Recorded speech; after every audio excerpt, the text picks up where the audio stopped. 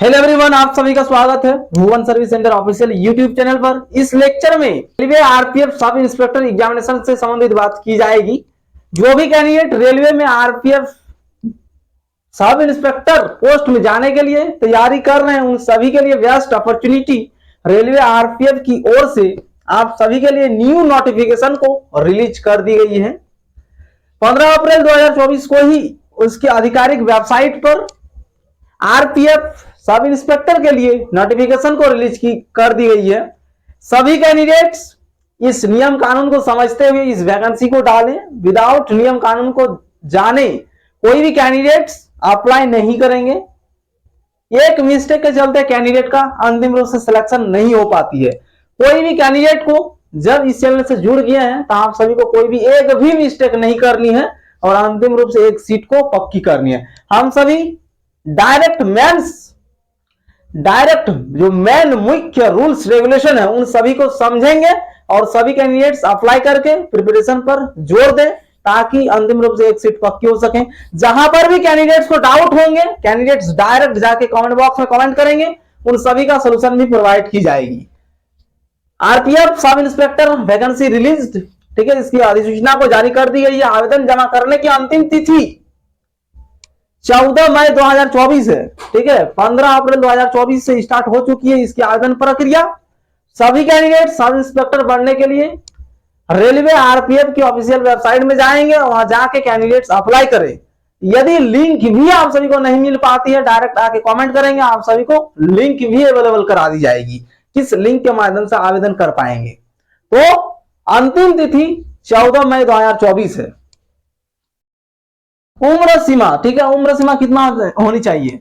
Minimum उम्र सीमा candidates 20 year यानी 20 साल होना चाहिए। क्वालिफिकेशन के तौर पर सभी कैंडिडेट ग्रेजुएशन पास आउट होना चाहिए, तभी इस वैकेंसी में अपीयर हो सकते हैं।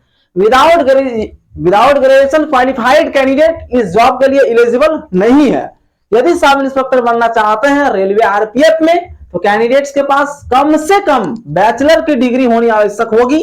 यदि कैंडिडेट्स किसी भी मान्यता प्राप्त यूनिवर्सिटी से अपनी बैचलर डिग्री यानी ग्रेजुएशन पास आउट है तो आप एलिजिबल हैं इस जॉब के लिए। और उम्र सीमा बाकी अन्य जो सब इंस्पेक्टर एग्जामिनेशन के लिए वैकेंसी जो रिलीज की जाती है उन सभी में मिनिमम एज क्राइटेरिया 21 ईयर रखी जाती है, लेकिन आरपीएफ के इस दरोगा वाला एग्जामिनेशन में मिनिमम एज क्राइटेरिया 20 ईयर्स रखी गई है। तो बेस्ट अपॉर्चुनिटी है कैंडिडेट्स के लिए, ठीक है।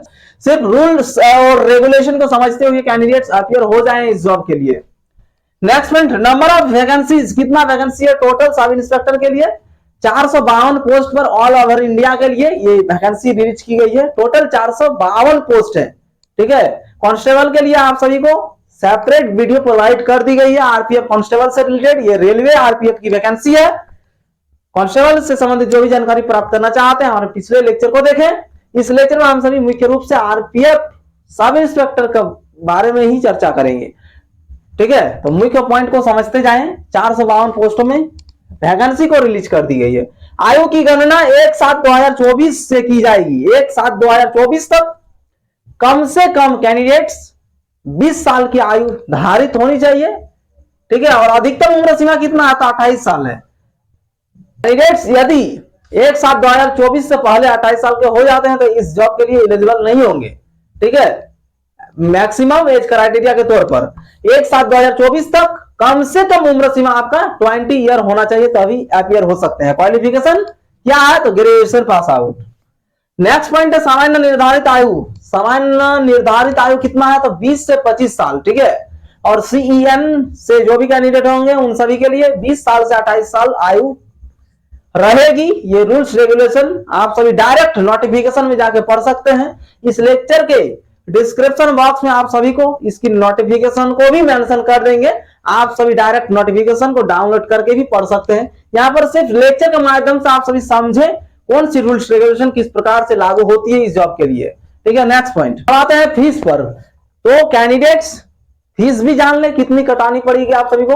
ओबीसी और यूआर कैंडिडेट्स के लिए 500 रुपया फीस कटानी पड़ती है ऑनलाइन, और एससी एसटी और फीमेल वर्ग के सभी कैंडिडेट उन सभी के लिए 250 रुपया ऑनलाइन पेमेंट करने की आवश्यकता है।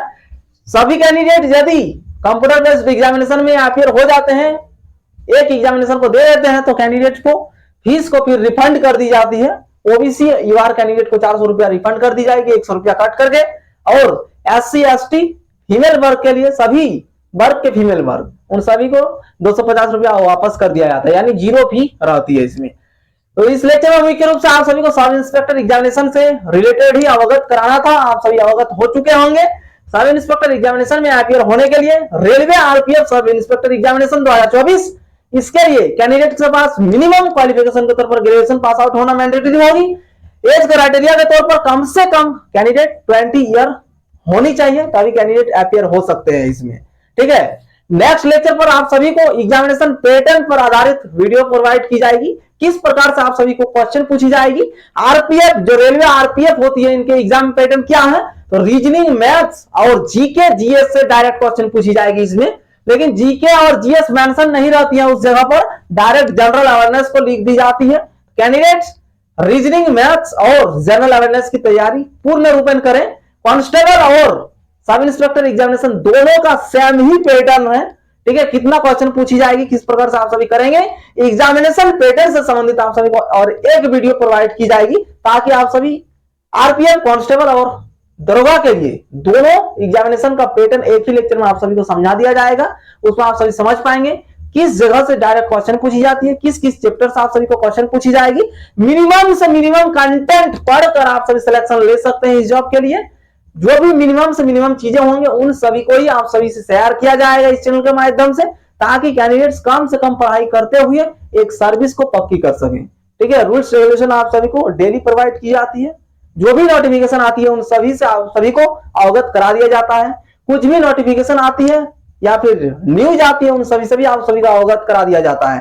कैंडिडेट्स हमारे चैनल पर इसी प्रकार से बने रहेंगे और जो भी न्यू वैकेंसी आएंगी उन सभी का जानकारी को प्राप्त करते रहेंगे। इसी प्रकार से मेहनत करते हुए एक सीट को भी पक्की कर लेंगे कैंडिडेट्स। यदि कैंडिडेट्स के पास कोई भी डाउट होती है या फिर डाउट प्रॉब्लम्स आती है, उन सभी को हमारे साथ साझा करें और प्रॉब्लम्स की सोल्यूशन जो होगी उसको आप हमारे चैनल के माध्यम से प्राप्त कर सकते हैं। इस लेक्चर में इतना ही। कैंडिडेट्स मन लगाकर तैयारी पे जोर दें और इस वैकेंसी को अच्छी तरीके से फॉर्म फिलअप करेंगे, कोई भी मिस्टेक नहीं करेंगे, क्योंकि डीवी के टाइम पर कैंडिडेट्स बुरी तरह फंस सकते हैं। कोई भी गलत इंफॉर्मेशन इस जॉब के लिए नहीं देंगे। किसी भी जॉब में यदि कैंडिडेट जाते हैं तो गलत इंफॉर्मेशन किसी को नहीं देनी है। जो आपका सही है इंफॉर्मेशन उन्हीं को अपलोड करें। जिस टाइम आप एप्लीकेशन फॉर्म को फिल करेंगे उस टाइम पे सभी सही डेटा को ही दें, ताकि आपका अंतिम रूप से कोई भी दुविधा ना हो, आपकी सिलेक्शन लेने में कोई डाउट ना आए। इसीलिए आप सभी को पहले से ही समझा दिया जाता है, ताकि आप सभी कोई भी गलत इंफॉर्मेशन अपने फॉर्म फिलअप के टाइम पे नहीं देंगे। सभी चीजें सही फॉर्म फिलअप करेंगे। यदि फिर भी डाउट आती है, कहीं पर अटक जाते हैं कैंडिडेट्स फॉर्म फिलअप के टाइम पर भी, तो डायरेक्ट आके कमेंट करेंगे किस जगह पर फंस रहे हैं, आप सभी को सोल्यूशन प्रोवाइड की जाएगी। इस लेक्चर में इतना ही। आप सभी इसी प्रकार से बने रहे हमारे साथ और वीडियो लेक्चर को प्राप्त करते रहे, स्टडी मटेरियल को भी प्राप्त करते रहे। ठीक है, थैंक यू।